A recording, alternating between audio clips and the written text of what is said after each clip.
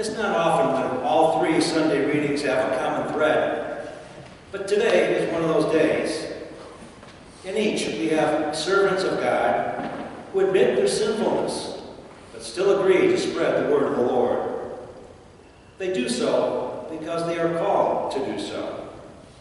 Now, answering a call from God is something to which I can relate, and I can personally understand Isaiah, St. Peter, St. Paul, acknowledging weakness, while at the same time agreeing to be a mouthpiece of God. It is the mouth where Isaiah is touched by a burning ember today, and so his sin is purged. Then, when the Lord asks, "Whom shall I send?" Isaiah responds quickly, "Here I am.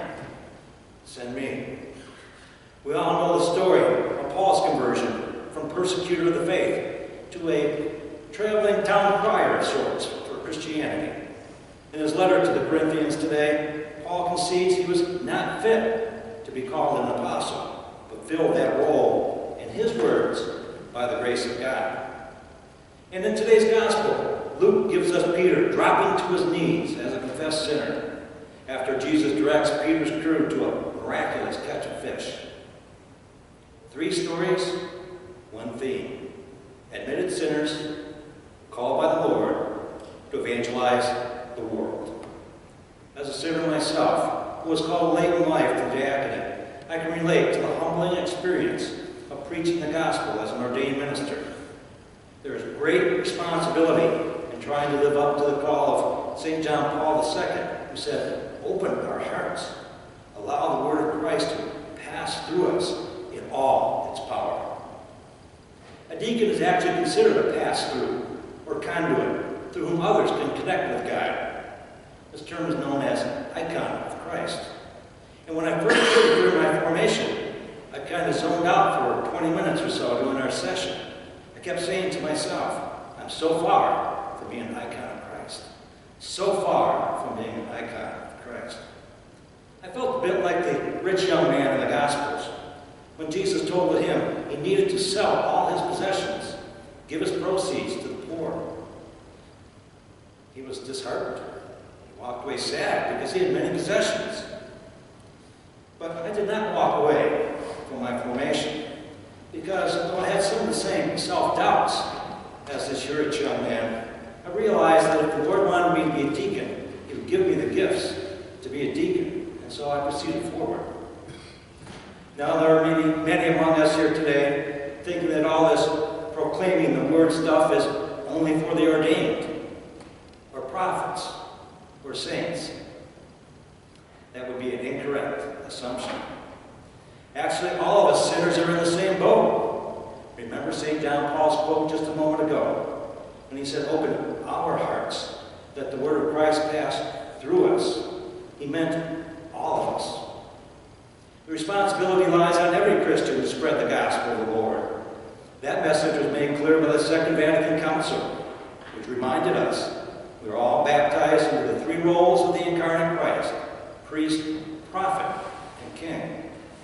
That prophetic role of the laity is addressed directly in the council document Lumen Gentium.